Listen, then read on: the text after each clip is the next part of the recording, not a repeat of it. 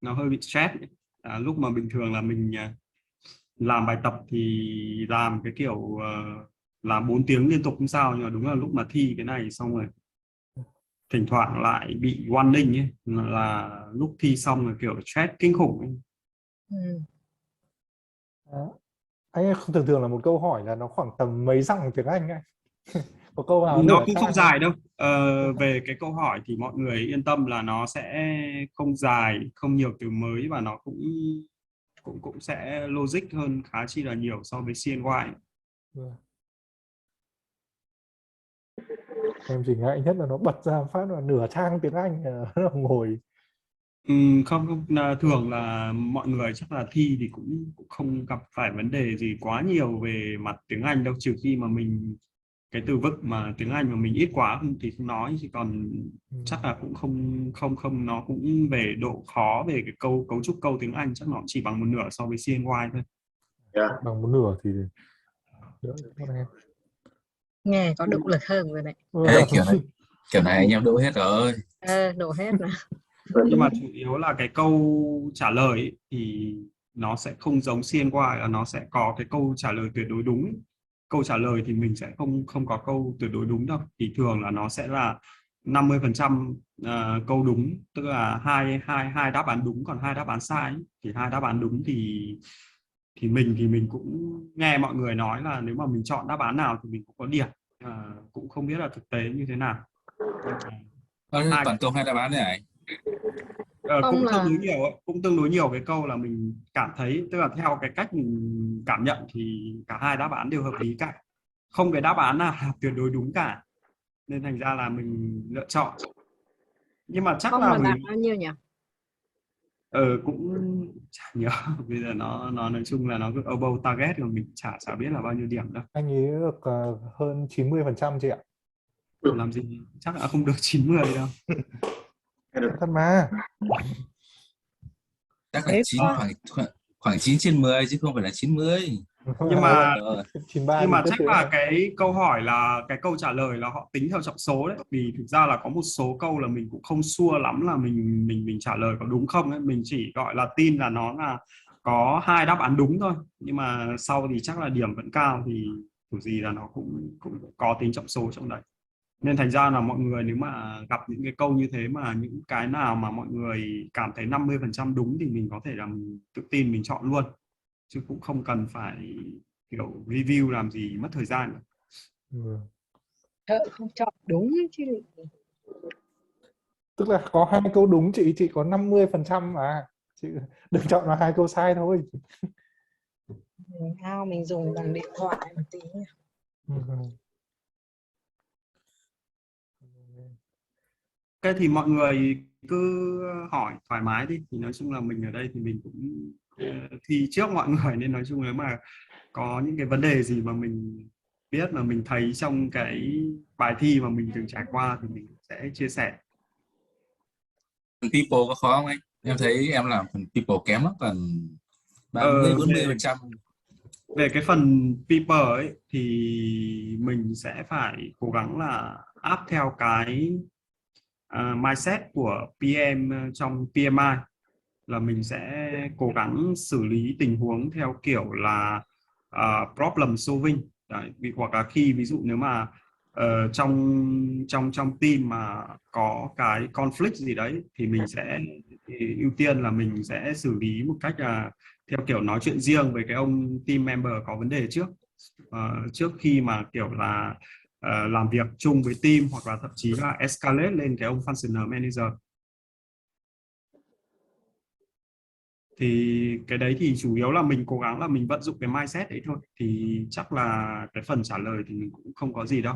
Còn nếu mà mình vẫn vẫn vẫn chưa thấy là mình khớp với cái mindset đấy, thì mình có thể là mình xem các cái tip chia sẻ của trung tâm ấy. Thì đợt trước trung tâm cũng đưa cho mình các cái tip về ví dụ khi có conflict trong team, hoặc là PM cần xử lý vấn đề với các cái stakeholder thì PM nên làm gì, thì mình có thể mình xem lại các cái tip đấy. Nhưng mà cái phần mà paper là cũng khá chi là nhiều ấy. Tức là những cái phần mà liên quan đến resource stakeholder communication ấy, thì nó cũng chiếm một cái tỷ trọng khá lớn trong bài thi.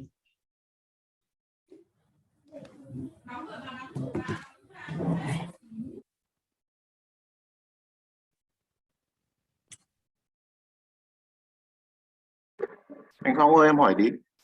Ok. Cái em thấy làm CNY ấy, thỉnh thoảng nó có rất là nhiều cái bài mà cái đề mà nó có những cái câu rất là dài ấy, dài và nhiều ý ấy, nó lẫn lộn với nhau ấy, kiểu như gây lú ấy. Em hỏi là trong cái đề mà anh thi thật ấy thì nó có nhiều cái câu kiểu như thế không anh? Không, cái đề thi thật thì cái câu hỏi nó rất chỉ là logic và nó sát với cái tình huống thực tế. Cái tình huống thực tế lúc mà làm một cái dự án mà PM có thể gặp phải, sẽ gặp phải, thì là nó sẽ xảy ra trong cái đề thi rất chi là nhiều. Và thường là các cái câu của nó, các cái câu trong câu hỏi thì cũng không có câu nào là thừa cả. Thì nói chung là nếu mà một số người bởi vì do cái đề CNY dài ấy, nên mọi người cũng theo thói quen là trong cái CNY là mình chỉ đọc lướt lướt và mình sẽ cố gắng là tìm cái câu kiểu dạng keyword ấy, thì lúc mà thi thật thì mọi người nên tránh. Lúc thi thật thì cố gắng là đọc hết đề, bởi vì cái đề thì nó cũng không dài, nó cũng dài nhất là nó cũng chỉ khoảng 4 câu, mà cái đề thì nó các cái câu nó khá chỉ là logic và nó liên kết chặt với nhau ấy, nên thành ra nếu mà mọi người đọc theo kiểu đọc lướt thì đâu đó là đáp án thì nó sẽ không đúng với cái ý của câu hỏi. Em cũng thấy, tại vì thường thường cũng bác xe như thế thì em mới ấy hơn, tại vì bọn em đang làm theo kiểu ví dụ làm CNY gặp những cái câu mà nó dài quá. Đúng rồi, thì Đầu mình tiên chỉ là tập trung vào cái câu cuối câu hỏi của nó. đọc câu cuối đã, còn nếu mà Ừ. câu cuối vẫn chưa ra thì mới bắt đầu đọc lại từ đầu.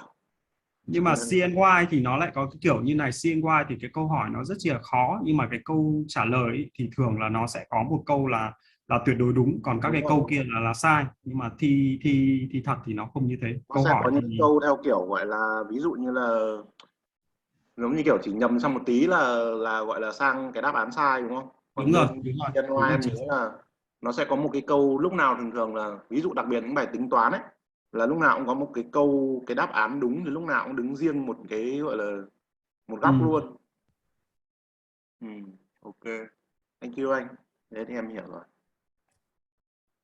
Mà phần tính toán thì thi thì mình không gặp câu nào tính toán nha, không có câu nào tính toán, rồi cũng không có câu nào mà liên quan đến cái phần network diagram mà xác định CPM ấy. Thế à? Như là không phải dùng giấy nháp hoặc là không phải dùng calculator gì cả. Hay quá.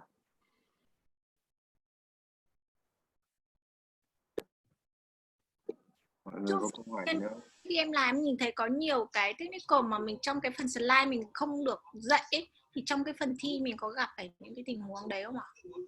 Thực ra thì cái phần thi, cái phần lý thuyết nó không nặng đâu, không khó đâu. Trước cái phần, thực ra cái phần Agile là mình cũng học rất nhiều cái phần các cái lý thuyết mà mình không được học ở trung tâm ấy, ví dụ như kiểu là Crystal hay là mình đi sâu vào một số cái XP ấy. Nhưng mà thực tế ra thì mình thấy thi thì chủ yếu là họ hỏi về cái mindset, cái mấy cả cái value của Agile là nhiều, chứ còn họ cũng sẽ không đi cụ thể vào cái phương pháp nào cả. Nên thành ra là mọi người cố gắng là học các cái core value trước ấy. Ví dụ là ít nhất là các cái phương pháp Agile thì mình cố gắng mình nhớ cái core value của nó, và cái Agile thì mình sẽ phải nhớ 4 cái value với cả 12 cái principle của nó. Thì nói chung là đi thi thì chắc là cũng sẽ ok thôi.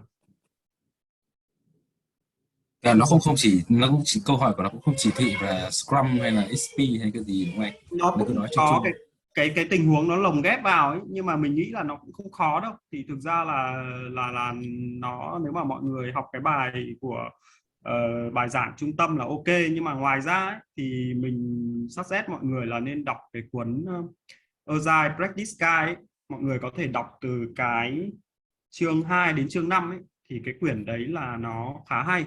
Nó thứ nhất là nó nói về cái mindset của Agile này, và thứ hai là nó nói về cái các cái project lifecycle approach mà mình chọn lựa, ví dụ là hybrid, agile, waterfall. Trong agile thì là incremental hay là iterative. Và cái vai trò servant leader của PM trong dự án agile. Thì cái quyển đấy thì mọi người đọc thì đâu đó là từ chương 2 đến chương 5 thì nó khoảng 70 trang thôi. Với cả đọc thì nó cũng không khó đâu, thì có thể mọi người dành 1-2 ngày để đọc quyển đấy thì khá là hữu ích. Mình cũng có thể summarize cái kiến thức về agile của mình. Đấy là quyển Agile Practice Guide đúng không? Đúng rồi, trung tâm có copy cho mình quyển đấy rồi. Ok. Chương 12, chương 5. Trường hợp 70 trang. Khoảng 70 trang thôi, không dài.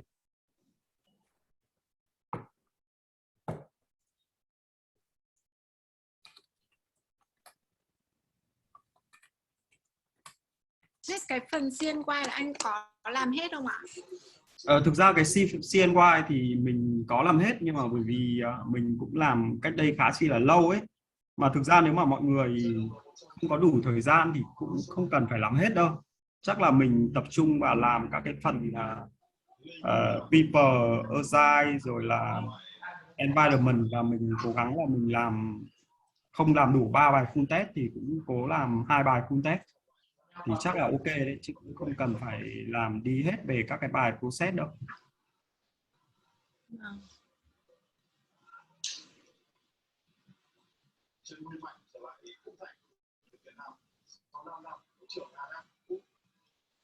So với cái bài thi của anh với cái bài mà hôm trước thầy cho thi thử ấy, thì cái bài thi đấy nó có tương đồng không ạ? Tại vì em thấy cái bài full test của CNY nó hơi khác so với cái bài thi thử hôm thầy cho thi thử ấy ạ. Thực ra cái bài mình thấy cái bài hôm thầy cho thi thử thì nó cũng nhặt từ các cái đề CNY thôi. Thì nói chung là nó cũng sẽ kiểu là cái câu, nó cũng có cái câu là tình huống rồi các cái câu liên quan đến lý thuyết, nhưng mà thực tế là lúc mà mình thi thật ấy, thì cái câu mà nó hỏi về lý thuyết là không nhiều, rất chỉ là ít, chủ yếu là nó hỏi về cái câu hỏi tình huống thực tế là nhiều. Và kể cả cái câu lý thuyết mà nó có hỏi thì nó cũng sẽ là lồng ghép vào cái tình huống thực tế, chứ nó cũng không hỏi mình ví dụ là như kiểu là SPI hoặc CPI nó nhỏ hơn 1 thì dự án nó như thế nào đâu, mà nó sẽ nói ví dụ khi mà SPI hoặc là CPI nhỏ hơn 1 thì PM nên làm gì để cho dự án nó on track trở lại.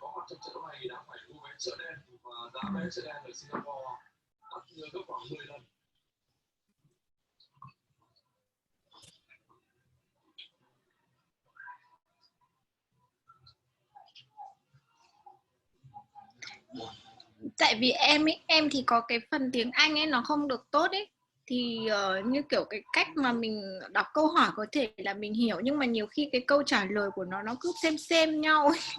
Thì là nó có cái cách nào để mình Thực ra là chị không cần lo cái đấy đâu ạ, bởi vì cái phần tiếng Anh lúc thi thật là nó không khó như CNY đâu, và cái câu hỏi nó rất là clear, nó sẽ hỏi là PM nên làm gì, rồi PM là phải làm gì đầu tiên, và cái câu hỏi nó không mình nghĩ là không quá khó đâu. Thì cái phần tiếng Anh thì trừ khi mà mình nó cái vốn từ mình ít quá thôi, chứ còn chắc là cũng không đến mức nào đâu.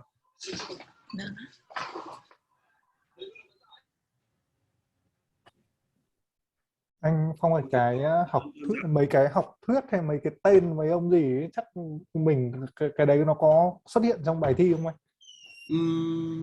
Nói chung là cái đấy thì mình nghĩ là cái của mình thì nó cũng không hỏi, nhưng mà cái đấy thì mình nên học, bởi vì cái đấy thì nó cũng không khó nhớ quá đâu. Nó chỉ có 4 học thuyết thôi đúng không? Thì mình cũng cơ bản mình nhớ mấy cái của ông Maslow, rồi là cái học thuyết XY thì cái đấy là cũng nên nhớ. Những cái câu đấy thì chính ra là nó nhớ thì nó dễ ăn điểm. Nếu mà vào những cái câu đấy thì thường nó câu dễ, thì nếu mà mình mà không ấy được thì mình mất điểm các câu đấy thì nó sẽ hơi phí. Dạ vâng. Chung là nên lúc mà làm thì những cái câu nào mà chắc ăn là mọi người phải làm câu nào chắc câu đấy, thì những cái câu mà tình huống nó hơi khó hoặc là ấy thì mình có thể mình bị mất điểm thì nó đỡ hơn. Cho chị hỏi một chút, Phong Dạ. ơi, chị hỏi một chút là trong đề thi ấy thì nó có những cái phần như gọi là input của cái này là cái gì, của cái process này là cái gì không? Hay là output của nó là cái gì không? Không, Nó không có hỏi cái thế. kiểu như thế không? Không hỏi Không thế. hỏi, không hỏi, nó hỏi về tình huống nhiều thôi chứ còn nó không hỏi sâu về cái input output với cả tool and technique đâu. Ừ. Thế cho Nên chị hỏi thêm là lúc mà em làm bài ấy thì em có nghỉ giữa giờ không? Tức là 60 câu thì mình được nghỉ một lần đúng không? có chứ chị, không nghỉ là đuối lắm, mình làm 60 câu mình đã đuối Thế rồi. thì cái cách làm của em là em làm 60 câu xong em review lại xong rồi em mới submit, hay là em làm như nào rồi em nghỉ? Thực ra là em làm thì có 60 câu đầu là em có review, nhưng mà sau đấy thì em thấy nó không hiệu quả lắm, bởi vì tốt nhất là cái kiểu cách mình làm câu nào mình chắc câu đấy, bởi vì nếu mà mình sau mà mình có đánh dấu review lại thì chưa chắc cái đáp án mình đã chọn lựa là nó tốt hơn, mà cuối cùng mình lại tốn thời gian vào cái review câu đấy. Trừ khi những cái nào mà mình không làm được ấy, thì mình đánh dấu vào mình bỏ qua xong về sau mình chọn lại, chứ nếu mà mình đã chọn rồi thì thường nó sẽ là cái cách chọn lựa tốt nhất của mình, chứ mình cũng nếu mà đánh cờ nhiều quá xong cuối cùng mình review lại hết thì mình không đủ thời gian đâu. Em cái 60 câu đầu bởi vì em review nên em mất 80 phút, nhưng mà những cái câu sau ấy mình không review nên thành ra là mình cũng chỉ mất khoảng tầm 60 phút thôi. Thì nếu mà mình mà cái kiểu là mình không review thì mình sẽ có đủ thời gian để làm các câu sau ấy. Mình review nhiều quá thì về sau mà mình bị run out thời gian thì làm bài nó sẽ hiệu quả nó sẽ bị kém đi thôi. Tức là em nghỉ, em làm 60 câu đầu xong rồi em submit xong, em nghỉ 10 phút xong em lại vào tiếp à? Đúng rồi. Ừ. Rồi, cảm ơn em.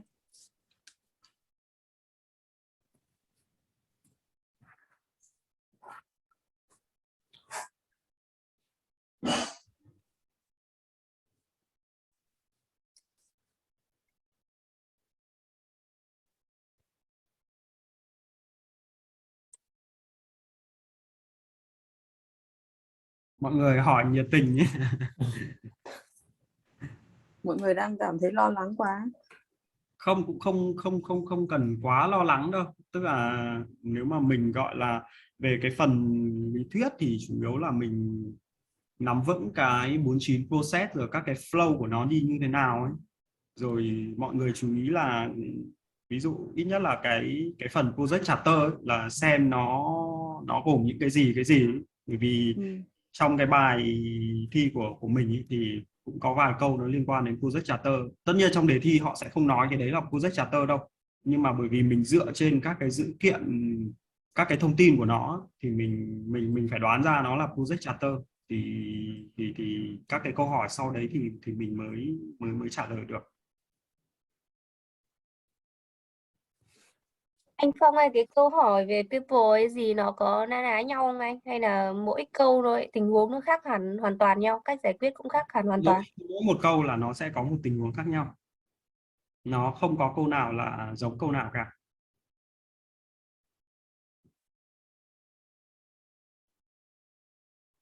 Ví dụ cái phần mà conflict trong team ý, thì có câu nó lại là conflict team là do vấn đề về khác biệt về văn hóa rồi khác biệt về về múi giờ.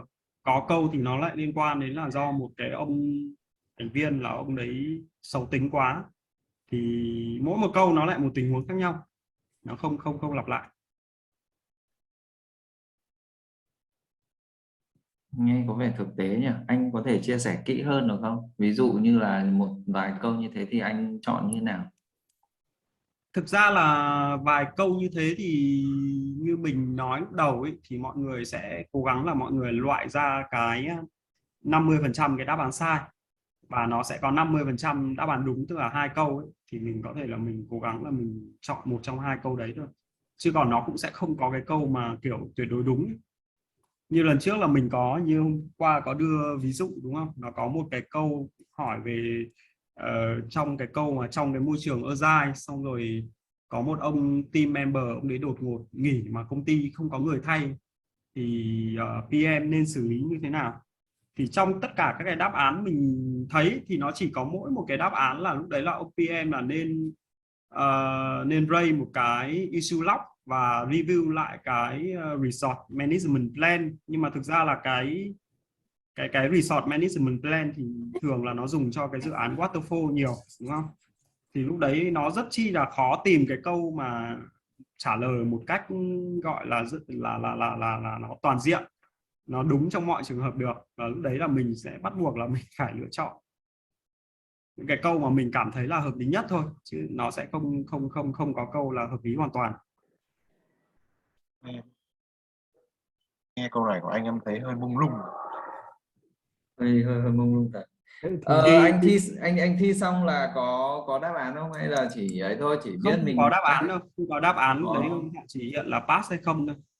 Thì mình mới bảo là bây giờ mọi người là cố gắng là mọi người ít nhất là mọi người phải gạch đi được là 2 câu sai đi đã, xong rồi còn 2 câu đúng thì lúc đấy thì chắc là lựa chọn xác suất thôi.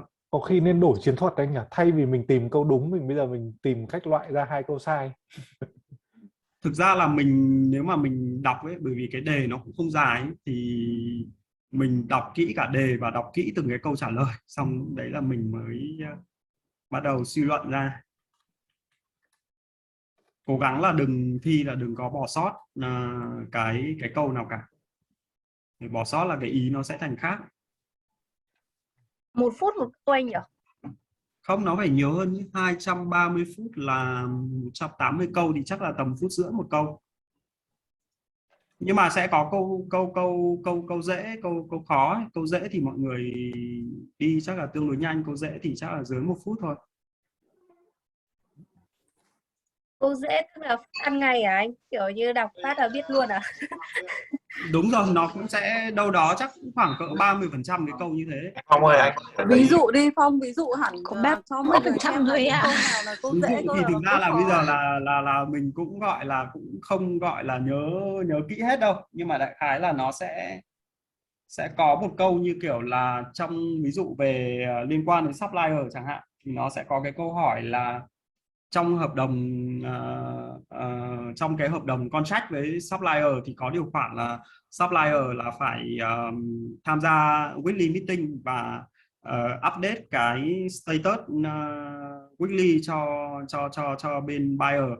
Nhưng mà cái ông supplier ông lại từ chối làm như thế, bởi vì ông đấy thấy cái việc này là rất là tốn thời gian vô bổ. Thì lúc đấy là PM của buyer là nên làm gì chẳng hạn. Thì cái câu nó có cái câu tương đối clear là lúc đấy là lại phải review lại lại phải nhắc nhở cho cái ông supplier về cái contract, là ông phải thực hiện theo đúng contract thôi. Thì những cái câu đấy là những cái câu nó dễ ăn. còn câu dễ ăn nào anh nhớ không ạ? Câu dễ ăn có nhớ, tức là có một cái câu là ví dụ nếu mà một cái dự án mà nó làm ảnh hưởng đến cái môi trường sinh sống nơi dự án đang làm việc ấy, thì PM là phải làm gì? Thì lúc đấy có cái là PM sẽ phải xem xét lại các cái EEF rồi các cái regular của cái địa phương đấy. Thì mình thấy nó là những cái câu nó rất chi là clear. Nhưng mà những cái câu đấy thì chắc chắn là mọi người sẽ làm được chứ không. Còn câu khó ăn đi anh, câu dễ ăn thì chắc là cũng dễ ăn Phong rồi. cứ nhớ 50 câu là mọi người sẽ đúng 50 câu rồi. Câu khó như vừa nãy mình nói, câu khó vừa nãy như kiểu trong cái môi trường Agile mà ví dụ là công ty không có người, một ông dev ông đột ngột nghỉ mà trong công ty không có người thay thì nên làm gì? Thì cái câu hỏi nó không khó, nhưng mà cái câu trả lời thì nó lại không có cái câu nào là hợp lý cho mình cả. Thì cái đấy là mình bắt buộc là mình phải lựa chọn may rủi thôi. Câu đấy là anh lựa chọn câu gì nhỉ? Mình lúc đấy mình lựa chọn là raise cái issue log và review cái management plan, bởi vì cái đấy là mình thấy là cái đáp án hợp lý nhất. Có thêm một cái đáp án là hỏi cái ông sponsor về cái ông dev có sẵn trong công ty, nhưng mà bởi vì họ đã bảo là cái ông dev kia là ông ấy rời đi mà không có sự thay thế trong công ty rồi, nên chắc chắn là lúc đấy thì mình cũng sẽ không thể dùng cái đáp án kia được. Okay. Thank you well. Thì cái câu đấy nó rất ngắn, nhưng mà nếu mà mọi người bỏ qua cái keyword là không có người thay thế trong công ty thì đấy, đáp án mọi người sẽ chọn lại là khác. Rồi có cái câu là liên quan đến stakeholder, là dự án đang triển khai gần đến cuối, thì tự nhiên một cái ông CEO ông đấy nhảy ra, ông đấy là dự án này có vấn đề ấy. Thì PM kiểu đã nên làm gì để tránh tình huống này xảy ra, thì đại khái là phải đưa cái ông CEO này vào trong cái trong cái stakeholder register ngay từ đầu ấy, thì kiểu involve ngay từ đầu ấy, thì sẽ biết được cái tình để tránh cái tình huống đấy không bị xảy ra. Thì những cái câu đấy thì nó cũng không phải là khó. Thế được 10 câu rồi đấy, nhớ tiếp đi ạ. Cũng không nhớ đâu, thực sự là đấy là 180 mình câu. Anh nhớ được mình tầm cố gắng 90 câu là là bọn em đỡ mình rồi. cố gắng là mình làm theo chiến thuật, Em 90 câu. mình cố gắng mình làm theo chiến thuật là tốt nhất là làm câu nào quên câu đấy ngay đi, chứ còn đừng để nó ở trong đầu. Chứ còn nếu mà mình cứ kiểu đang làm câu này mà mình lại cấn sang cái câu trước đấy thì làm nó sẽ không hiệu quả đâu. Nên cố gắng làm câu nào chắc câu đấy và vứt nó ra khỏi đầu ngay sau khi làm cái câu tiếp theo. Những ngày gần thi cuối cùng anh có review hết lại CNY không ạ? Em như bây giờ em làm đến phần cuối thì em quên hết đoạn đầu rồi. Thực Lâu ra quá. là anh nghĩ là kiến thức là mình tích lũy là nó trong một cái thời gian dài ấy, nên thành ra nếu mà tốt nhất là một vài ngày cuối là mình nên xem lại các cái tip là chủ yếu thôi, chứ còn cũng không nên là mình gọi là mất thời gian review lại đâu. Bởi vì thực ra là tất nhiên là nó cũng ấy, nhưng mà nó cũng bởi vì thi là chủ yếu nó là tình huống, nó không nhiều lý thuyết ấy. Nên thành ra là mình thi, nếu mà mình gọi là mình đọc lại các cái câu lý thuyết thì trừ khi mà mình bị hỏng cái phần nào đấy thôi, mình cảm thấy hỏng phần nào đấy thì mình xem lại thôi, chứ còn mình bây giờ mình review lại một lượt hết ấy, thì nó Nào hỏng. Cái tip là ở trên trang blog của ở trên trang website đấy hả anh? Hay là ở đâu ạ? Ở trên trang thực ra website là của VMA đấy ạ? cái tip thì nó sẽ có rất nhiều cái tip, mọi người có thể lấy từ cái tip của trung tâm hoặc là các cái tip từ các cái nguồn khác nhau ấy, thì nó cũng giống nó cũng na ná như nhau thôi. Thì mọi người có thể ấy thì chú ý một số cái tip, như cả những cái câu mà nó có các cái từ tuyệt đối giống như là only hoặc là on ấy, thì thường những cái câu đấy nó sẽ là câu sai, và mọi người sẽ tránh các cái câu đấy. Only. Thì đâu đấy mình cũng đọc các cái câu đấy và mình cũng áp dụng cái chiến thuật đấy, thì thấy là nó cũng hiệu quả.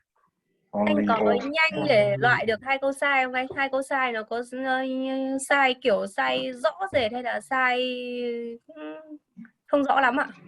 Thực Anh ra mất là thời gian để loại. nó sai cái kiểu là nó không phải là sai rõ rệt đâu. Tức là ví dụ là PM nên làm gì ý, thì nó sẽ có cái bước số 1, bước số 2 và bước số 3, bước số 4, thì thường hai cái câu sai nó là cái bước sau cùng là bước số 3, bước số 4 ấy.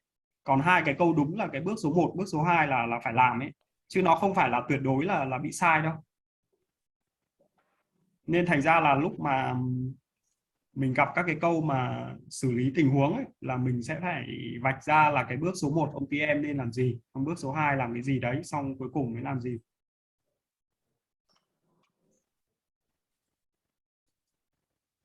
Mà thực ra là nó cũng cái mindset ấy, nó cũng rất chi là, mình thấy nó cũng rất chi là clear. Tức là ví dụ là khi mà ông PM ông gặp một cái tình huống gì đấy thì ông tốt nhất là ông không gọi là ông, nếu mà ông xử lý ngay lập tức là ông có vấn đề, hoặc ông có escalate ngay lập tức là cũng có vấn đề, mà lúc đấy ông phải ngồi ông xem xét lại, là xem xét cái root cause của nó là gì, rồi ông bắt đầu discuss về team, về các cái option để mình có thể là thực hiện các cái issue đấy. Sau đó thì mình mới thấy nếu mà cần kiểu change request thì mình bay lên và xong rồi thực hiện cái change request. Thì nếu mà mọi người cứ kiểu có cái mindset như thế là ok thì các cái câu hỏi nó cũng kiểu tương tự như thế. Thì trong tình huống xảy ra thì PM nên làm gì đầu tiên và cần làm gì. Còn làm cái full test để cho luyện cho khi thi cho đỡ mệt đấy. Cái full Đúng test rồi, đúng là chính xác. Nhưng mà chắc là mọi người nếu mà thi offline thì chắc là cũng không bị căng thẳng đâu quá đâu. Như mình thi online thỉnh thoảng họ lại kiểu warning mình một câu ấy, nên thành ra là thi nó cũng hơi bị kiểu là bị phân tán bởi vì những cái warning đấy. Chứ còn nếu mà thi offline thì chắc cũng chả vấn đề gì. Nếu mà thi offline Phong sẽ khoảng 100 Online chắc anh 100%. chuẩn. Cũng thế thôi à, tức là lúc đấy thì mình bởi vì cái lựa chọn là mình đã cảm thấy là cái lựa chọn là mình thấy là tốt nhất rồi, chứ còn nói chung là thi chắc cũng chưa chắc, cũng gọi là thi nhiều lúc là bởi vì có những cái câu mà mình cũng không chắc chắn gì cả, mình gọi là chọn theo cảm tính thôi, nên thành ra thi lại thì có khi là điểm thấp hơn thôi, chứ còn cũng chưa biết thế nào. Đúng là không nên thi lại. Đúng rồi, thi một lần kinh nghiệm, thi một lần thôi. Được.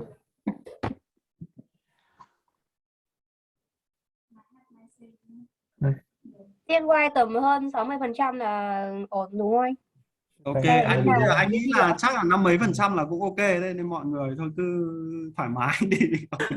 Thế nghĩa là thi nữa. Đi thi luôn nhá. Đi thi luôn. Anh công đạt chỉ tiêu rồi thi thôi anh. Anh được 55% rồi. Bởi vì thực ra là thi thật thì nó cũng dễ hơn CNY khá nhiều ấy. Mà nói chung là mình thấy cái thang điểm như thế thì mình cũng không biết là họ đánh giá là thang điểm là trên 50% hay là 60% đạt. Mà cái chính là nếu mà cái câu hỏi nó tính trọng số ấy, thì kiểu gì là xác suất cũng đỗ sẽ cao hơn là trượt mà. Chứ còn nếu mà như CNY là chỉ có một câu là đúng không? 3 câu là sai thì xác suất nó đúng nó chỉ 25%. Còn cái kia mình xác suất mình đúng là 50% cơ mà. Thế sắp đúng là sắp biết xong mới biết là mình pass hay không anh nhỉ? Vì lúc ấy mình chọn thì mình chỉ chọn theo kiểu câu rồi. nó. Đúng rồi. Nhưng mà Quỳnh thì lo gì đâu. Ôi Thì thôi đỗ anh chắc ơi, rồi. câu em không nhớ gì đâu. Đợt này review lại em cảm giác trong đầu bị hỏng nhiều quá. Thực ra là em càng review nhiều lại thì có khi lại càng loạn đấy. Đúng rồi đấy ạ, Tức là em mình bây giờ mình chỉ xem lại là mình bị hỏng cái nào thôi, chứ còn bây giờ mình càng review lại thì lại cũng càng nhiễu. Bởi thi thì review lại thì càng sợ nên là em nghĩ là chắc không review nữa. Nếu như mà bây giờ mà được gọi là review lại ấy, thì anh khuyên mọi người nên review cái phần gì? thì bây giờ cái phần như cái phần Agile ấy, thì mình bảo là review lại các cái core value, rồi có 4 cái value với cả 12 cái principle ấy, là mình phải nhớ. Rồi cái phần nếu mà các cái project life cycle approach là áp dụng cho những cái trường hợp nào, cái đấy phải nhớ, ví dụ khác biệt giữa incremental với cả iterative.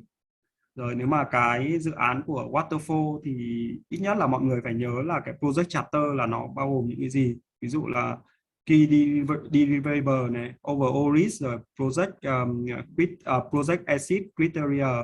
Đại khái là có mấy cái như thế là mình phải nhớ. Xong rồi có 49 cái process, rồi là các cái process đấy là nó sẽ thuộc cái phase nào của dự án.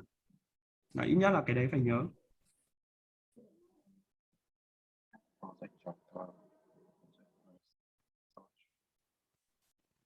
Thì mình nghĩ là nhớ được các cái câu đấy thì chắc là mọi người kiểu gì là thi nó cũng sẽ phải trên 50% đấy,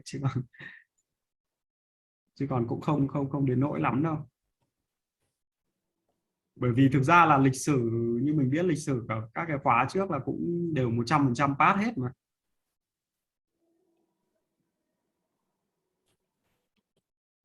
Không biết có thay đổi lịch sử không? Cố gắng Quỳnh ơi, sao em cứ đưa những thơ cái tiêu cực vào quan. thế? Cái phần integration nó có nhiều không hả anh Phong? Cũng có đấy, integration. Cái phần mà integration thì nó có cái phần project charter này, xong rồi cái phần trên control ấy, là nó cũng xuất hiện khá nhiều. Rồi cái phần develop project management ấy, thì nó có phần mà lựa chọn cái life cycle approach, thì cái đấy là nó xuất hiện tương đối nhiều. Nốt lại phần đấy. Ra mọi người cứ chơi đi chơi lại hai cái game trước của thầy đưa ấy. Một cái game nó liên quan đến waterfall, là một cái game liên quan đến Ozai ấy, thì đâu đó nó cũng giúp ích cho mình khá nhiều ấy. Ai có cái game ra gửi là em chỉ có mỗi cái game Waterfall. Game Ozai như là cái game offline. Ừ.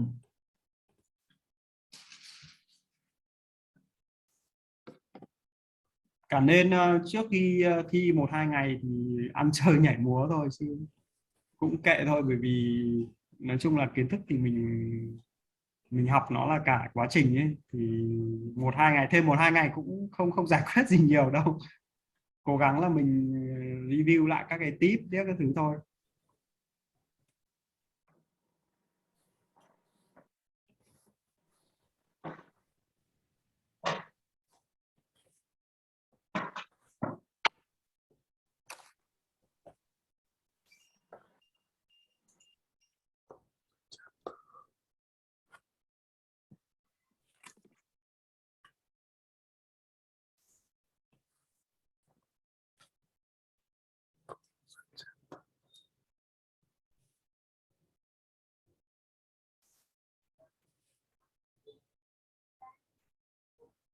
Bây giờ là có nhóm chỗ nam là 15 thi đúng không? Vâng, Còn các nhóm nhóm em khác 15 đến 67. các nhóm khác thì không biết là thi vào đợt nào, thì có thi cùng trong tháng 12 không, hay là sang năm sau mới thi? Em tháng 1. Ôi thế thì còn lâu. Vẫn còn 1 tháng để 1 ôn tập. tháng. Ôi thế thì Kéo. phim gáp thoải mái. Sau thì có lợi hơn tí. Các bác đi. Đúng rồi, Gọi là lúc có đấy anh là Phong có đi bao trước. nhiêu người đi trước thi rồi. Ví dụ như là hôm nay bác Phong chia sẻ, hôm sau lại bác hát. Đấy, cũng đủ một đề rồi. Chắc là cái đề thì mình nghĩ là cũng chắc là cũng mọi người cái đề cũng sẽ không giống nhau đâu, nên thành ra là Không giống đâu, chắc là nó cũng phải lệch nhau, chắc phải 20-30% đấy. nhưng mà kiểu là cái nhiều ấy. mindset, cái tư duy mindset thì nó vẫn như vậy thôi, nhưng mà cái tình huống thì đâu đó là nó sẽ đưa ra nó khác nhau. Em nghĩ là 180 câu thì chắc kho đề của họ chắc cũng phải đủ chắc phải 10 đề kiểu thì xong rồi sáo kiểu random ấy. Bởi vì tớ thấy mọi À, người bảo là không trùng nhau bao giờ đâu.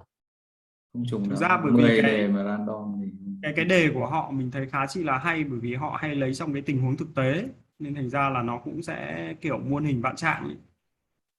À, lúc anh Phong làm anh Phong có vận dụng cái thực tế vào nhiều không ạ? Hay là chủ yếu là lý Cũng thuyết? có đấy, có một số câu là mình cũng phải, thứ nhất là mình áp dụng cái tip vào, và thứ hai là cũng áp dụng một số cái kinh nghiệm thực tế vào, chứ cũng không áp dụng được nhiều lý thuyết vào đâu. Một số câu mà liên quan đến cái việc cái behavior của mình lúc mà nó xảy ra sự cố ấy.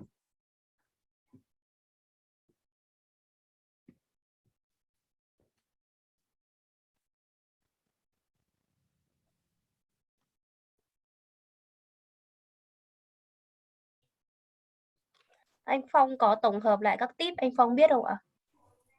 Tip thì giống như lần trước là có trung tâm đưa ấy, rồi có một số cái trang web ấy, như chỗ Vinh lần trước nó cũng share cho một cái tip của cái trang web rồi to pass EMP ấy.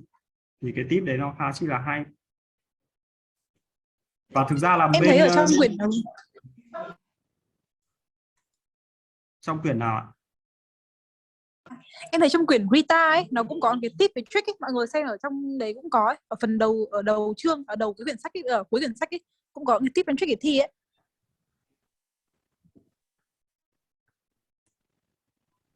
Cái đấy thì anh cũng chưa xem, nhưng mà chắc là nó cũng cái tip với cả trick thì chắc nó cũng tương tự như nhau thôi đúng không? Cái kiểu mindset của Vâng, đúng rồi, em xem trên mạng thì nó cũng khá là giống nhau ấy, hầu như là nó chung chung như thế hết, nhưng mà em thấy ở trong Rita nó cũng tổng hợp nhiều, đọc cũng dễ hiểu. Rita mà có thời gian đọc cũng hay. Thấy trong đấy ngoài cái kiểu về tổng hợp về cái kiến thức knowledge, nhưng mà có một vài đúng là có một cái đoạn kiểu như là hướng dẫn cách cái key point của mình để cho mình dễ nhớ, cũng hay. Thực ra là cái phần Rita thì trước trung tâm có đưa cho cái quyển Hot Topic, thì cái đợt lâu lâu là mình cũng tổng hợp ra cái file Word ấy, mình cũng ghi vào thì mình có thể share cho mọi người. Nếu mà mọi người mà kiểu thi cái tầm mà tháng 1 ấy thì mọi người có thể xem, còn nếu mà những ai mà thi vào tầm 15 16 thì thôi, cũng không cần phải quá mất thời gian vào xem. Thì cái đấy nó cũng chỉ là khá tổng hợp kiến thức này.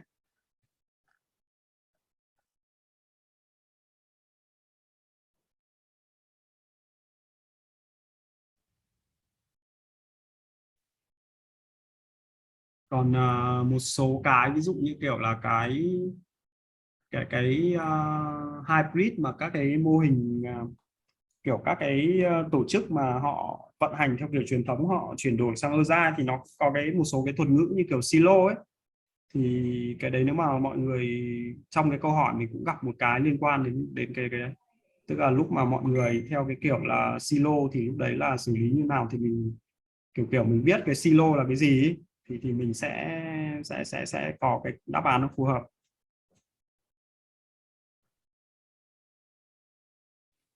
Thì mình có thể có một số cái gap, nhưng mà trước đây bên nhóm mình học mình cũng ghi nhiều gap, nhưng mà sau thì cũng thấy thì cũng không gặp nhiều lắm. Tức là họ cũng không hỏi quá sâu đến cái mức độ là những cái thuật ngữ mới, ví dụ thuật ngữ trong của Agile, ví dụ như kiểu là round robin check in các thứ, hoặc là remember future các thứ ấy thì không có. Mình trong cái đề thi mình không gặp các cái câu kiểu như vậy. Chủ yếu là Agile họ sẽ lồng vào tình huống thôi đúng không ạ? Chứ Đúng họ rồi, sẽ không hỏi riêng về technical Agile đúng không ạ? đúng rồi, chính xác.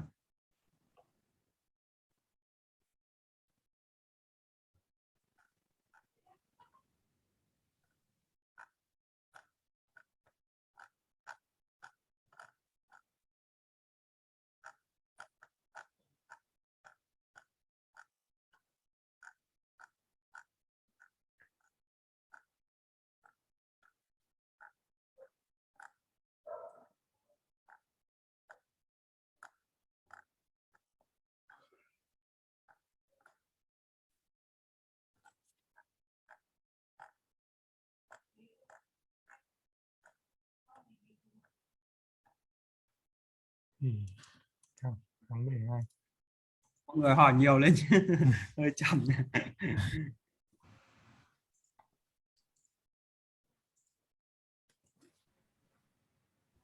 Ở đây mọi người vẫn tiếp tục học nhóm bình thường chứ đúng không? Hay là một tuần thường mọi người học mấy buổi? Nhóm em thì học 2 buổi ạ. Bên nhóm em thì 7 buổi một tuần anh ạ. Ôi, ôi kinh, hâm mộ ấy ạ. Nhóm anh Phong học buổi tuần đấy. Gọi là 7 buổi một tuần nhưng mà thực ra kiểu như là buổi đấy mới học ấy, còn những cái buổi nào mà không online tức là không học. Mà tập trung là chắc là chủ yếu làm bài CNY thôi đúng không?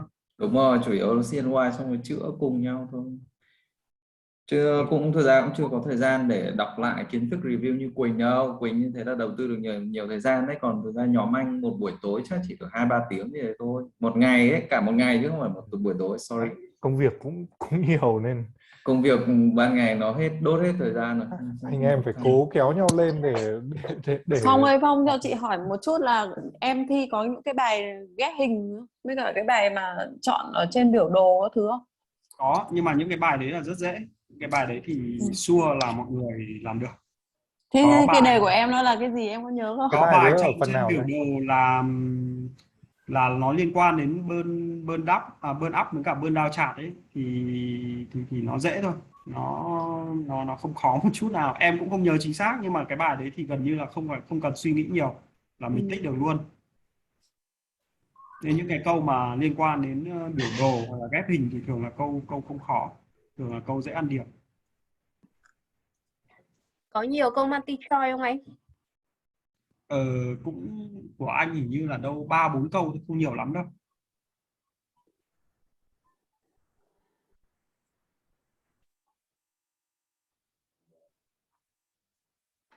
Nói chung như mình nói thì thi thì nó không phải là quá khó, nhưng mà cái câu hỏi của nó ấy, là mình cố gắng là mình lựa chọn, mình cố gắng là mình loại trừ các cái câu mà nó bị sai hẳn ra ấy. Thì còn những cái câu mà nó đúng đúng thì mình yên tâm mình làm, là có thể nó có trọng số trong đấy thì kiểu gì cũng có điểm. Mindset là loại trừ.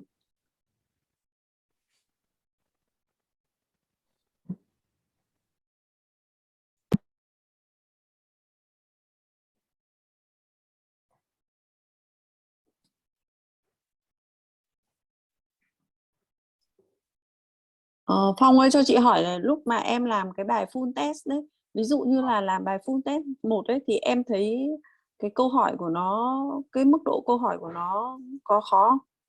Cái Có, mức độ tiếng Anh của nó ấy, có. Công nhận là không khó ai đúng làm không? bài CNY thì cũng đều kêu khó ấy. Nói chung là CNY thì chắc là trong lớp em thấy có thằng Vinh là được 70%, nhưng còn mọi người là hầu như là cũng 60 mấy phần trăm hoặc thấp hơn thôi, chứ cũng điểm mọi người không cao đâu. Nên chị cũng yên tâm là như vậy, là cũng tất cả mọi người đều giống như mình thôi, không ai kiểu xuất sắc ấy Tại đâu. vì chị rất là sợ cái kiểu tiếng Anh của chị ấy nó không được tốt, nên là chị sợ đi thi mà gặp phải những cái câu hỏi mà những cái câu mà nó lại khó ngay từ đầu ấy, nó sẽ làm cho mình kiểu mất tinh thần ấy. Cái bài Ok thi thử mọi của người, thầy, chờ em một chút, em có cuộc gọi. Ừ. cái hôm cái bài thi thử của thầy thi xong mình thấy nhẹ nhẹ người, mà đến lúc thi cái full test 1 choáng.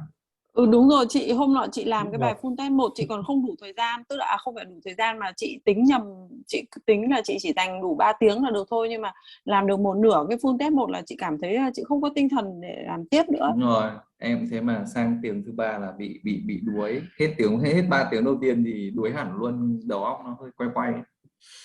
Làm bài full test 1 không đủ thời gian luôn, mấy Không chục đủ. câu Thế là đánh bừa. từ hôm đấy đến giờ không dám mở ra nữa, tại vì cảm thấy mình Ừ. không biết là mình đang làm gì. Em thì mới được vừa mới chiều hôm qua vừa làm full test 1 xong, vừa chiều hôm qua. Đấy, nhưng mà mọi người vẫn phải cố gắng là mọi người làm đủ đề, thì mình gọi là luyện cho mình cái tinh thần là từ đầu đến cuối là lúc nào cũng phải đọc hết câu hỏi. Chứ còn nếu mà không không làm cái đấy mà thi thật ấy thì nói chung là mình 120 câu đầu có thể ok, mà thường các câu cuối là mình sẽ bị đuối sức ấy.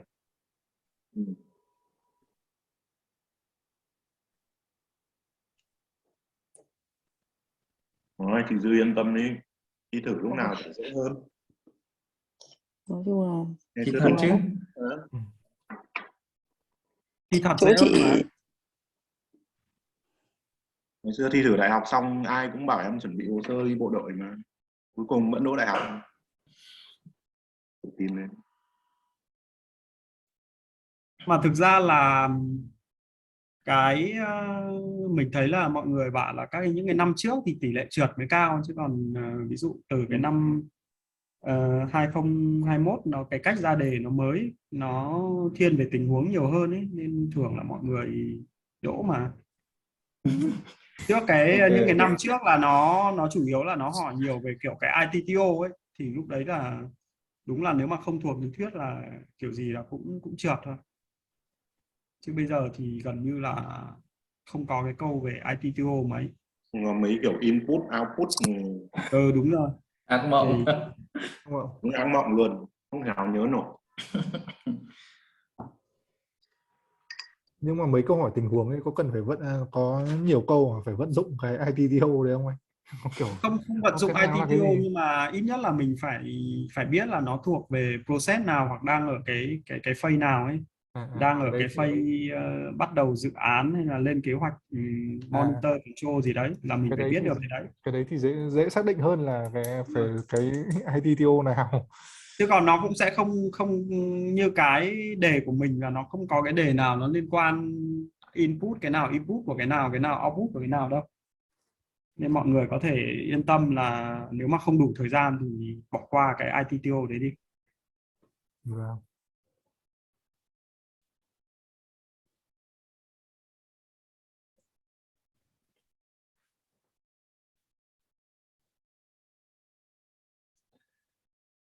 Anh Phong hình như từng làm cái đề SYM mock test của bên FPT rồi đúng không?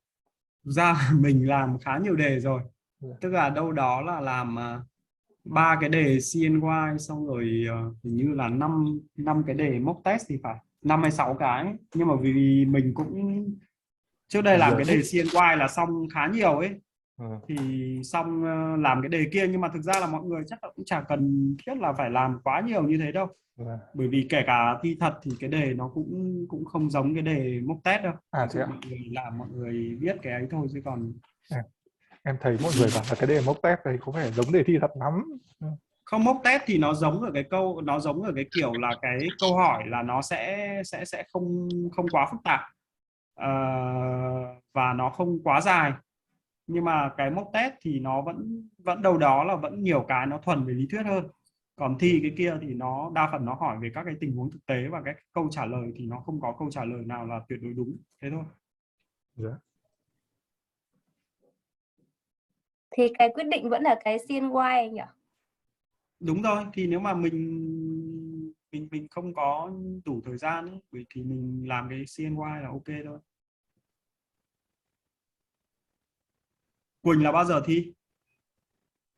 Em cũng tháng 12 ạ. Cuối tháng hay là giữa tháng? Em giữa tháng. Thì chủ yếu là không biết là 80 hay 90 nha thôi. Quỳnh thì bây giờ Quỳnh cần thì gì chắc ôn chắn nữa, đỗ rồi mà. đi thi Yên thôi. Đâu, tâm. tại vì là em mới back lại PMP thôi. Đây Vinh vào rồi này. Vinh, anh em trêu là PM trẻ nhất Việt Nam này.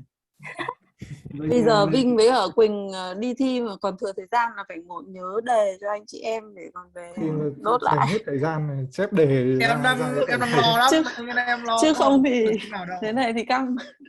Lo cái gì ở Vinh? Lo không biết được là lo 95 là hay không 96 auto à? target 3 thôi, chứ còn Kiểu không biết điểm số mình sẽ là bao nhiêu đúng không?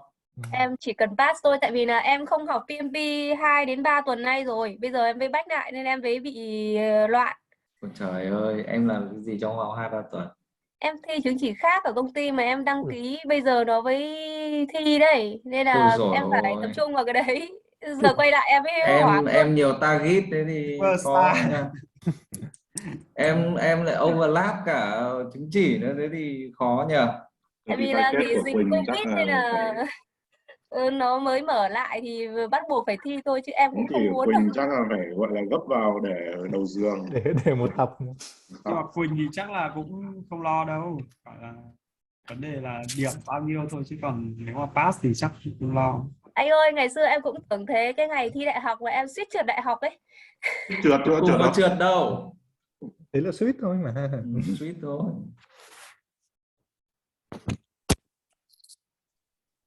Vinh ôn bài giờ mới xong hả Vinh?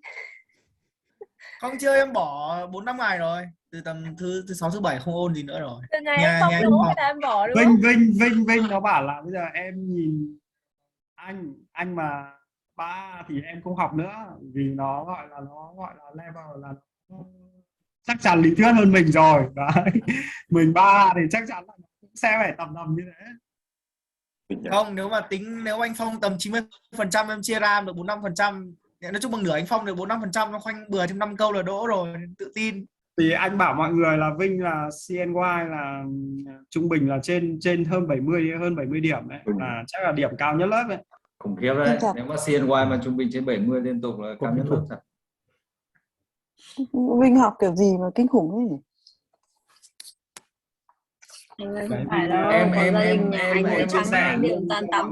Em học được trả lương đúng không Vinh? Thôi anh ơi, đợi em đỗ đã, không em không đỗ chết mang tiếng. Không vấn đề gì cả. Tôi đợi em đỗ đã nhá, nhưng mà cái này đang hơi lo đấy. Chị Hằng bên team anh thì đang bảo là nếu mà chị đỗ thì chị đãi không biết bao nhiêu bữa chưa đếm. Chú nếu mà chú đỗ thì như nào? Cái này á, thế em lại phải theo các tiền bối trước rồi, phải hỏi ý kiến anh Phong như nào đã thì em mới theo được. Nói chung là cứ đợi mọi người đỗ xong rồi mọi người tính ra thôi, ví dụ bao nhiêu cái chứng chỉ PMP thì bấy nhiêu party thôi nhỉ. Mỗi người bữa.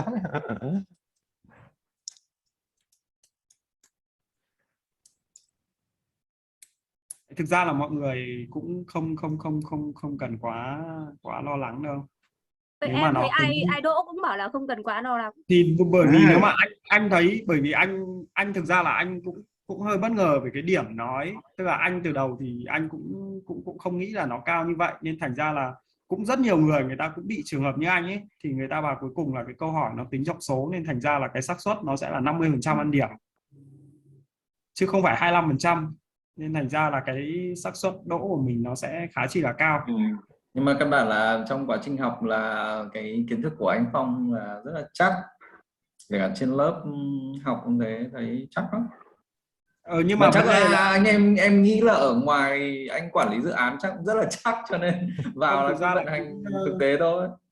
anh thực ra là anh cũng không công ty thì cũng không phải quản lý dự án đâu, anh ở vai trò lead về tech thôi, nhưng mà đại khái là mình các cái quá trình về waterfall ấy thì mình cũng gặp các cái trường hợp mà nó bị tương tự là nó khá là nhiều.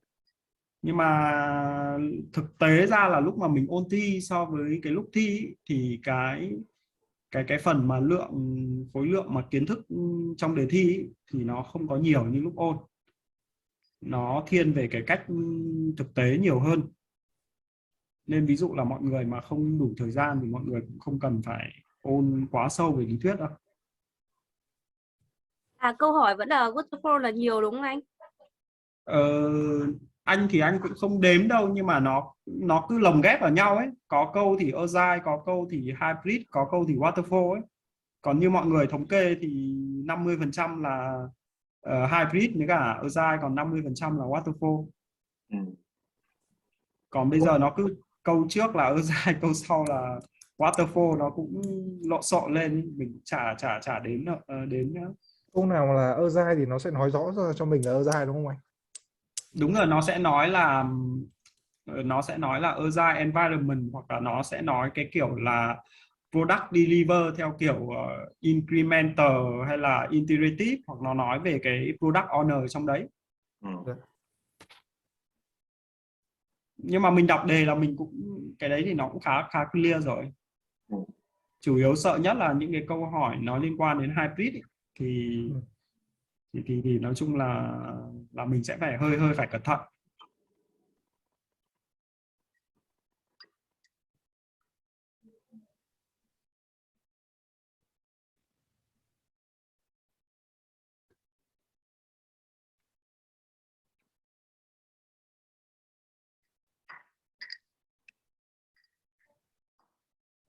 Vậy là 15 là có mấy người nhỉ? Nam này, xong rồi nhóm mình cũng có hai bạn thi, chỗ Mai với cả Phương cũng thi.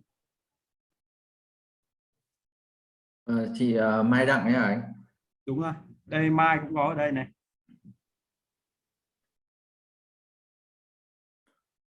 Vào đấy không biết có được ngồi cạnh nhau nhỉ? Không, hình như Mai với Phương là thi online. Hôm đấy có mỗi mình Nam lên chỗ đấy thế hả? Lên thớt. Nhưng mà tôi vẫn thích ngồi ở trên offline hơn, thi online nhiều khi cũng thế, loằng ngoằng lắm, chả biết thế Em ở nào. em ở cùng nhóm với anh Phong, nên là có thể các anh chị sẽ biết anh Phong ít hơn em, nhưng mà anh Phong ấy, anh ấy đã là outstanding từ khi ngày đầu tiên khai giảng rồi, kể cả về mặt lý thuyết lẫn thực hành anh ấy đều rất là đỉnh luôn á. Thì trên lớp anh Phong thể hiện là thấy hết rồi. Em thậm chí còn nghĩ là cái kết quả vừa rồi nó còn thấp hơn cả năng lực của anh Phong á. Em còn nghĩ là như thế á. Vì em ở cùng nhóm với anh Phong nên là em sẽ hiểu anh Phong hơn các anh chị, bởi vì các anh chị nói thế căng đét. Đợi mấy ngày nữa xem những người sau thi như thế nào, như lời Vinh là mùng 8 nhỉ Vinh nhỉ? Em với anh Dũng mùng 8 anh ạ. Đúng rồi, thi với cả anh Dũng nữa. Ok. Xem kết quả của Vinh xong có khi lại còn mất tự tin hơn. Ê, sao lại nói thế? đừng. Vinh thì anh rất tin tưởng Vinh, bởi vì Vinh anh thấy nắm chắc lý thuyết hơn cả anh ấy. Nói chung là Vinh gọi nghiên cứu đầy đủ, rất sâu về ITTO ấy. Nhưng mà thực tế nó lại hỏi lý thuyết anh ạ. Nhưng mà nó lại hỏi thực tế chứ nó không hỏi lý thuyết, nên là em sợ em không có tí thực tế nào ấy. Đấy thì như em có rất nhiều tip mà, thì có thể đem các cái tip đấy ra vận dụng mà. Như kiểu Vinh ở phun công phun thủ có cả lý Phun thuyết công. phun đồ.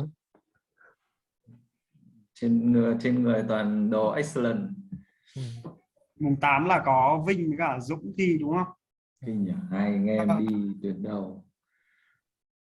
Anh Dũng thì cũng thi offline, Vinh thi offline online. Cả nhóm em apply anh ạ. Nhóm em không dám online. Mà nhóm 4 công nhận là toàn những quái thủ ấy. Cao thủ đấy. Join vào nhóm 4 hai buổi họp rồi thấy chạy, có lúc chạy từ 8 giờ đến hơn 12 giờ, sợ. Khiếp nhỉ. Chạy lúc đấy là cảm tưởng như kiểu mọi người không bị đuối ấy, là lúc đấy mọi người vẫn còn rất chi là hăng hái ấy. Khỏe. Kinh khủng. Này cũng áp lực nhỉ Cường nhỉ. Quá áp lực luôn cậu. Anh Dũng về, anh cầm Hôm bằng nay- về thì áp lực lắm. Không, tớ bảo với sếp tớ là tớ bảo với sếp tớ không thi đợt này rồi. Thế à? Anh Phong ơi, anh dành nhiều thời gian để học không anh? Buổi tối đấy ạ? Trước đây thì anh cũng có, bởi vì trước đây thì anh cũng có nhiều thời gian ấy, nhưng mà sau cái đợt 1-2 tuần nay thì cũng không ấy lắm, tức là cũng chỉ có một số tối là chạy với nhóm của anh, với nhóm của Vinh thôi, thì nên thành ra là cái hôm thứ Bảy vừa rồi mới quyết định phải thi ngay, không mà để lâu mình không có thời gian mình ấy vào thì nó bị rớt hết kiến thức. Thế là thứ Bảy vừa rồi là quyết tâm thi. Thì cái hôm thứ Bảy vừa rồi là từ đầu là định thi online vào 4:30 sáng, bởi vì cái hôm tối thứ Sáu thì mình đã xem có lịch là 4:30 sáng mà, bởi vì cái tầm sáng thì hiện tại là mình đang đi công tác ở khách sạn ấy, thì lúc đấy là cái tầm mạng mẽo nó ổn định mà cũng không bị ai làm phiền ấy. Thì đến lúc 3 giờ lóp ngóp dậy thì lại cái giờ 4:30 lại không còn giờ nữa. Thế lúc đấy là bắt buộc là phải đã chọn 11 giờ, mà lúc cái tầm 11 giờ trở đi mà ở khách sạn cái mạng wifi nó cực kỳ lập khẩm.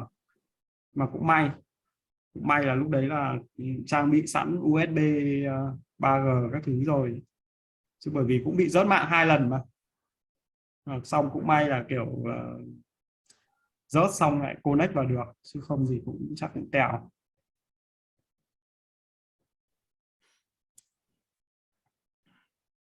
Thì anh làm CNY xong anh làm mock test rồi là anh học sang phần Rita à? Thực ra cái Rita là anh cũng ấy từ trước rồi, bởi vì cái Rita là anh tổng hợp cũng khá lâu rồi, tức là Rita anh ấy từ trước cái CNY cơ.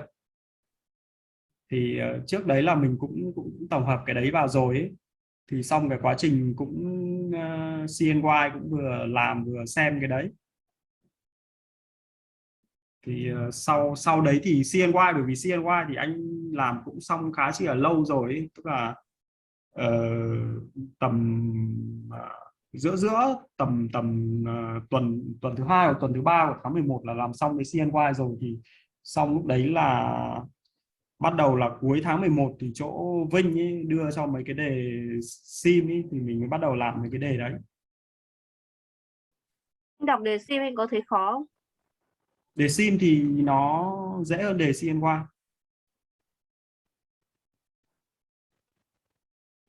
Nhưng mà chắc là mọi người cũng không cần phải làm quá nhiều đề đâu. Mình làm 2-3 đề để mình tạo cái độ lì cho mình là được. Chứ còn mình làm nhiều thì có thời gian thì cũng làm. Bởi vì thường là những cái đề full test thì mọi người đâu đó là mọi người cũng sẽ phải dành cỡ 3-4 tiếng để làm, mà thường là chắc cái đấy cũng chỉ làm vào cuối tuần được thôi.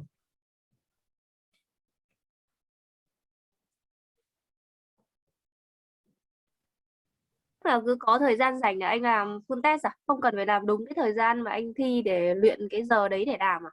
Anh Full test thì anh làm liên tục luôn, tức là anh có buổi tối thì cũng không nhất thiết là cuối tuần, bởi vì thực ra đề full test nó cũng chỉ có 3 đề thôi mà. thì đâu đó buổi buổi tối là làm thì với cả anh làm thì anh thường là anh cũng làm nhanh, anh cũng không đến mức là mất 4 tiếng, mà anh thường là anh chỉ làm 3 tiếng thôi, mặc dù kết quả nó không cao nhưng mà nó đỡ mệt, chứ làm 4 tiếng thì cũng hơi đuối thật. Cố gắng kiểu mình làm xong sớm, nghỉ sớm, xong về sau các cái câu nào mà mình kiểu không làm được hoặc làm sai thì mình mới bắt đầu mình review lại thôi.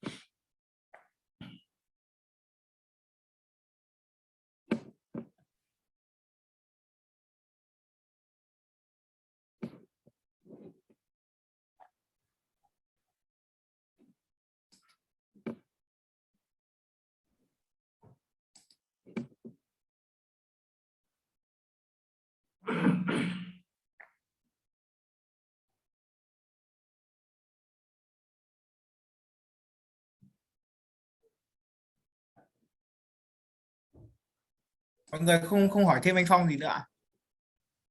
Đang hoang mang, đang suy nghĩ.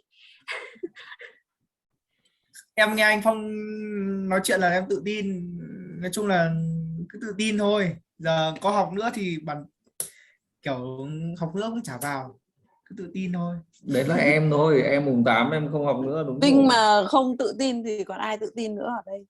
Thật. Không, Nhưng em mà bị căn bệnh. nhưng mà mọi người vừa học hết cái đề CNY xong mọi người còn đọc sách nữa à? Kìa, chị Dưa như vừa nãy em nói thì cái sách thì mình cũng chỉ cần đọc cái quyển Agile Practice Guide thôi, bởi vì Ừ. thực tế thì cũng rất nhiều bạn thi bạn cũng advise là đọc cái quyển sách đấy, và em thấy là đọc cái quyển đấy thì nó cũng hiệu quả thật, nó cũng Tức là chỉ đọc thêm đúng quyển đấy thôi đúng không em? đúng rồi, nếu mà mình không có nhiều thời gian thì mình nên đọc quyển đấy thôi. Ừ. Thì trong quyển đấy nó tổng hợp cả cái phần Agile rồi cả cái phần Project Lifecycle Approach ấy, cho cả cái Agile Hybrid, thì mình đọc cái đấy thì mình cũng làm bài thi chắc là cũng đâu đó chắc cũng phải tầm 30%, 30 đến 35% gì đấy.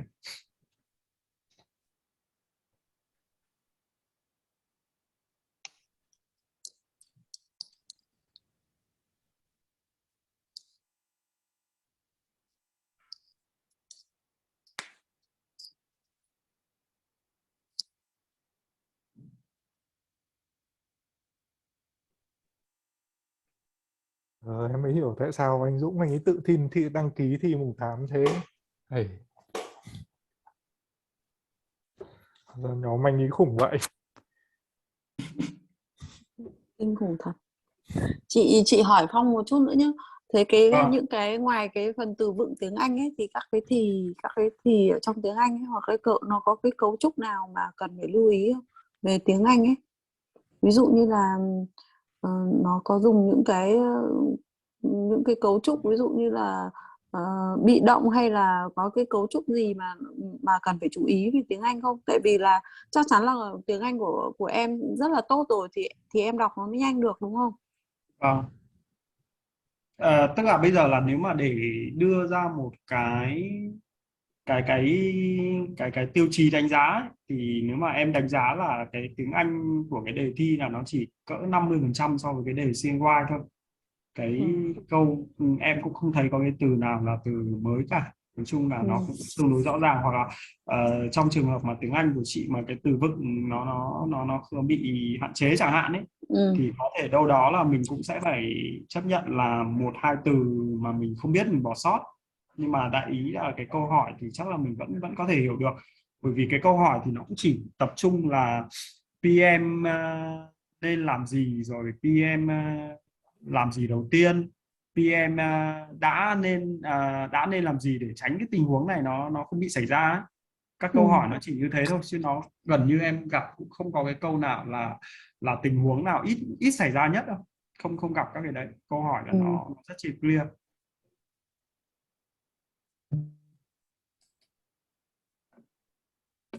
Nên cái phần tiếng Anh là cũng không cần phải quá lo lắng.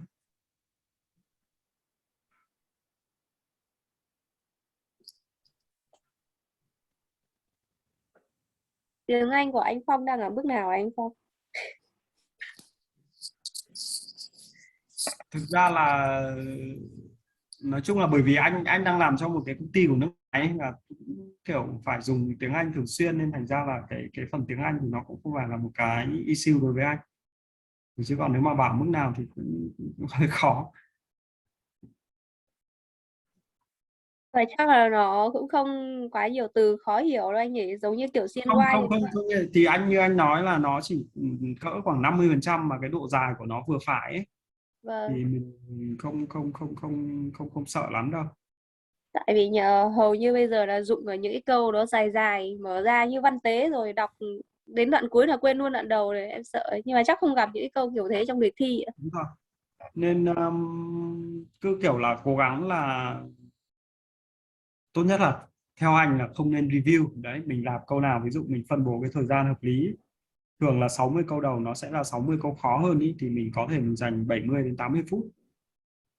Còn các cái câu sau dễ hơn thì đâu đó là 60 đến 70 phút, và mình gọi là cố gắng là làm câu nào chắc câu đấy và không cần phải review.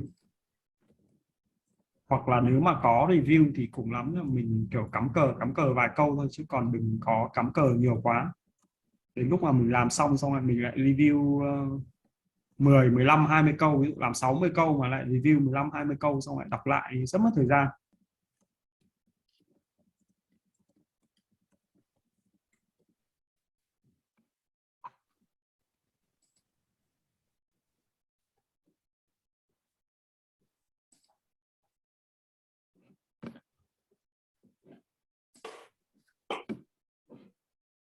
Có thế mà anh Phong làm kiểu cứ phân vân suốt vậy mà cũng không bị tâm lý anh Phong nhỉ? Thì mình nhớ cái tip là ví dụ là cảm thấy 50% sai 50% đúng thì cứ 50% đúng là mình chọn xác suất mà mình tích thôi, chứ còn cũng không phân vân gì nhiều nữa. Keyword ở đây là phải cố gắng để chọn 50% đúng đúng không anh? Cố Đúng rồi, gắng loại đi anh nghĩ 50% sai cậu. À ok. Còn 50% đúng cậu chọn cái 50% nào cũng được. Ok. Một trong hai cách đúng không? Ừ. thì chắc là anh nghĩ là trọng số là có thể là 100% hoặc là 75% thôi, chứ không không đến mức là mình chọn là bị mất điểm. Ok. Bởi vì em hỏi thế bởi vì bạn Cường bạn là chuyên về QA rồi, trưởng phòng QA rồi. Bạn ấy là chuyên có tư duy nó ngược với cả anh em. Đi tìm câu sai đúng không? Đúng không? Kiểu những người bình thường không nghĩ đến thì là bạn ấy sẽ nghĩ đến những cái tình huống nhưng mà thường như thế nên kết quả của em nó không cao đấy. chém gió lắm. Nhưng mà vấn đề là bắt lỗi phải bắt đúng, chứ nếu mà bắt thành phải bắt cái câu mà câu đúng là nó nhưng mà cố gắng là đừng để cho cái tình huống là mình nhìn vào 4 câu là mình đều thấy cả 4 câu nó đều có lý, là lúc đấy rất chi là khó chọn. Confuse. Đúng rồi, là lúc đấy là mình nhớ là các cái step mà mình step 1, step 2 rồi step 3, step 4 là gì ý. Chứ bởi vì mọi người sẽ gặp rất nhiều cái câu như thế, cả 4 câu trả lời nó dường như là đúng.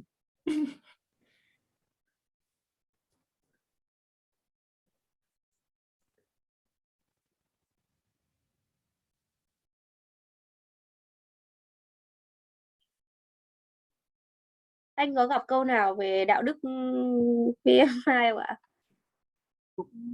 Cũng có, nhưng mà nó cũng không hỏi trực tiếp về đạo đức đâu, tức là nó cũng chỉ hỏi là ví dụ cái dự án có vấn đề như thế này thì là nên làm như thế nào, thì có câu là kiểu nên hỏi ý kiến của sponsor để dừng dự án ấy.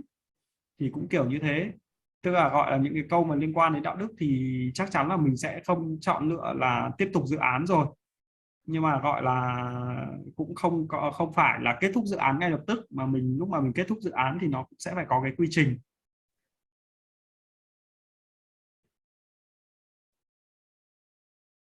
Đấy, nhưng mà kiểu mình sẽ nhớ là ví dụ là lúc mà mình đóng dự án thì bao giờ là nó cũng sẽ có một cái quy trình để đóng, chứ không phải là mình thích đóng bụp một cái là đóng ngay.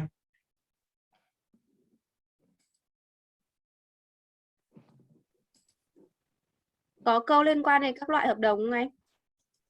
Anh thì anh không gặp cái câu mà liên quan các loại hợp đồng, nó chỉ có câu về procurement là cái ông supplier, ông thường xuyên là ông giao chậm hàng, nhưng mà ông có cái kinh nghiệm trên thị trường ấy, thì mình cần làm gì thì có cái đáp án là mình phải đưa vào trong cái hợp đồng về cái điều khoản late delivery, thì cái đấy thì nó cũng dễ thôi, nó cũng khá chi là clear rồi. Chứ còn các cái loại hợp đồng như kiểu là fixed price hoặc là cost reimbursement thì không thể xuất hiện. Chính ra hỏi cái loại hợp đồng còn dễ ăn điểm với Quỳnh ạ. Nhưng mà anh nghĩ là nó sẽ hỏi về tình huống, chứ nó cũng sẽ không hỏi em là, nó sẽ không hỏi cái kiểu đơn giản là ví dụ là cái hợp đồng mà hợp đồng mà cái kiểu define scope thì nó dùng hợp đồng gì. Anh thì anh không nghĩ là nó sẽ hỏi đơn giản như thế, nó sẽ đưa vào một cái tình huống cụ thể để nó hỏi, tức là không phải là quá phức tạp nhưng mà cũng sẽ không quá dễ để mình ăn điểm.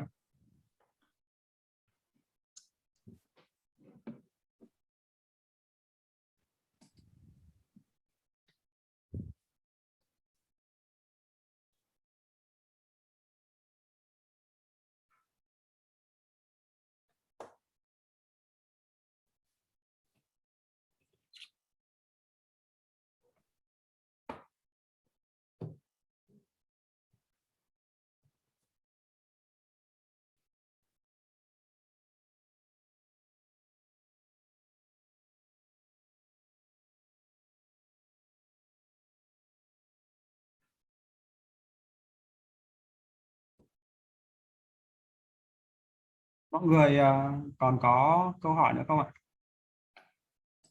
Em còn có câu hỏi về leadership.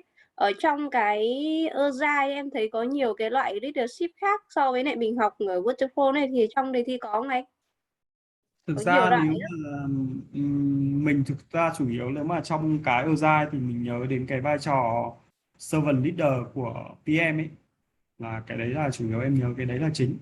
Và trong cái môi trường Agile thì PM sẽ phải empower team, cho phép là team được được làm, và lúc mà họ có cái nhu cầu nguyện vọng để phát triển cái bản thân ấy. Ví dụ anh cũng gặp một cái câu mà nó liên quan là trong team có một ông dev, ông muốn kiểu thành leadership của công ty ấy. Thì lúc đấy PM làm gì, thì đấy mình kiểu trong cái vai trò servant leader là mình sẽ phải coaching cho ông đấy theo cái nguyện vọng của ông đấy thôi. Đấy, từ giờ đấy có khi là cứ hỏi hỏi rồi là anh Phong lại nhớ ra được nhiều câu ấy. Nãy giờ nhớ được mấy câu rồi đấy. Nói Cũng phải chung được là 20 câu rồi. cũng có một vài câu ấy thôi, nhưng mà các cái câu đấy thì anh nghĩ là cũng không phải là quá khó đâu, tức là cái câu đấy thì mọi người thường là cái đáp án là nó cũng tương đối clear nếu mà mọi người nhớ về cái vai trò của PM trong cái Agile với cả sự khác nhau giữa vai trò trong Agile với cả trong Waterfall ấy, thì mình trả lời được thôi.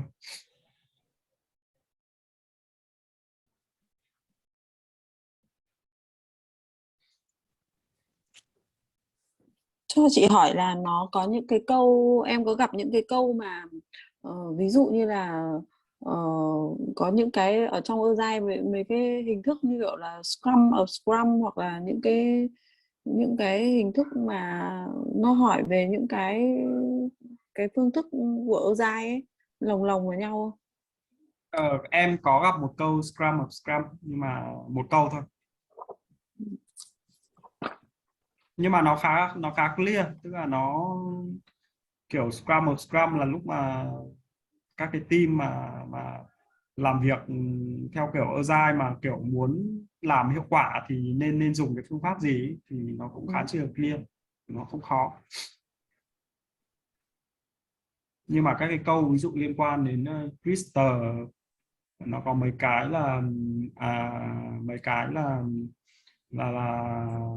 Twister, Yellow, rồi là Red, rồi Orange các thứ thì không gặp.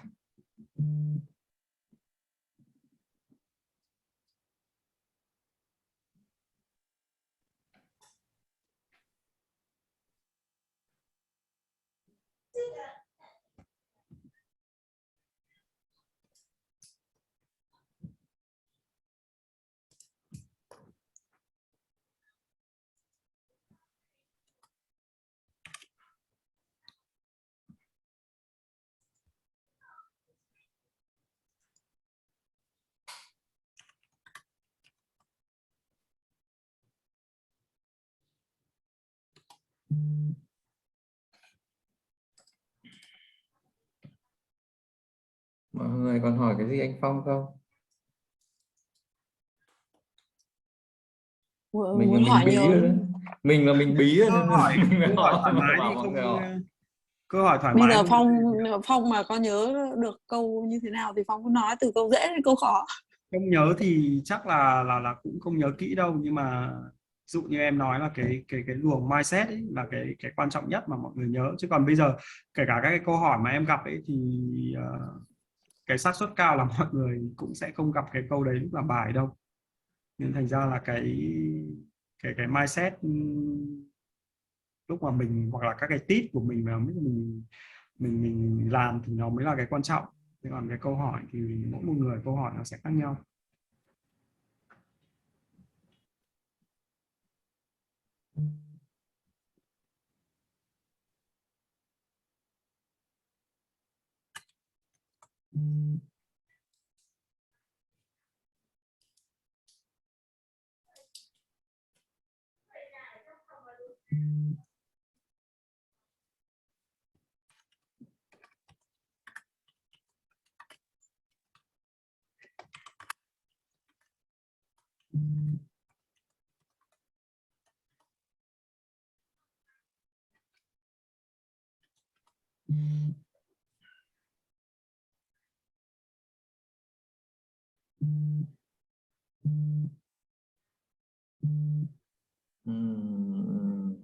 Mọi người không hỏi gì nữa à? Chắc là phải ôn dần xong rồi thỉnh thoảng phải nhờ Phong để Tuần sau đã thi nâng rồi, tinh nhanh thần. quá. Đấy thì cái đề thi là nó cũng hỏi về các cái câu hỏi tình huống thực tế nhiều ấy, thì mọi người chỉ cần, mình nghĩ là cái phần lý thuyết là cũng cơ bản thôi, chủ yếu là cái phần core value của nó mới là cái quan trọng thôi. Ok. Thôi, cảm ơn anh Phong nhá. Nhóm em thì chắc là bây giờ phải out trước. Ôn tiếp. Quay ra học đúng không? Học đúng không? Vâng. Cảm ơn anh Phong ạ. Có gì cần hỏi thêm thì em xin phép hỏi tiếp ạ. Inbox. Hộp thư Cảm riêng. ơn Phong nhé. Cảm ơn Phong Vâng nhé. ạ, Mà thì Phong giỏi quá. Đổ mắt xuống đầu tiên. Mọi người nếu mà có câu hỏi gì cần thì mọi người cứ nhắn Zalo hoặc là post lên nhóm thôi. Thì nếu mà mình gọi là biết thì mình sẽ gọi là hết khả năng của mình để mình giúp đỡ mọi người thôi, không vấn đề gì cả. Cảm ơn anh nhiều. Cảm ơn anh. Bình ơi, ăn ngủ nha, điều độ rồi giữ sức khỏe em nhé. Mùng 8 có gì xong mùng 9 lại lên chia sẻ. Nhầm, tối mùng 8 lên chia sẻ cho các anh các chị biết nhá. Tối mùng 8 luôn cho nóng ạ. Thì Tối đấy, mùng 8 luôn nhá. tối Tối mùng mùng 8 chờ Vinh. Thank you anh chị gửi lời chúc nhá. Chắc chắn em đỗ mà, yên tâm đi. Vinh ơi, em làm 2 tiếng thôi, còn 2 tiếng em chép đề cho mọi người nhé. Đúng rồi. Lớp mình có ai bán bảo hiểm bao đỗ mà em mua gói tầm 500 1 triệu. tạch thì trả tiền học lại cho em thôi, trả tiền thi lại cho em là được. Bao đỗ thì em trả tiền cho trung tâm PMA rồi còn gì nữa, là bao đỗ rồi còn gì, pass for sure thế nữa. Không, trả tiền thi lại chứ. Không, anh nghĩ Tiền thi lại thì khó. anh nghĩ em làm 2 tiếng là đủ rồi em. Vinh cố gắng nhớ đến khoảng tầm 50-60 câu nữa nhá. Cứ nhớ câu khó nhất thôi em ạ. Thôi câu dễ thì thôi để anh chị tự bơi, họ nhớ câu khó thôi em ạ. Câu dễ của quên nhầm, câu dễ của Vinh là câu khó của mình ấy Nam. Thôi nhưng mà cũng phải giả sử thế cậu, assumption như thế. Bye bye mọi người ạ. Chào mọi người nha. Rồi em chào anh Phong nhá, chào mọi người nhá. Chúc mọi người thi tốt ạ. Bye bye mọi người nha.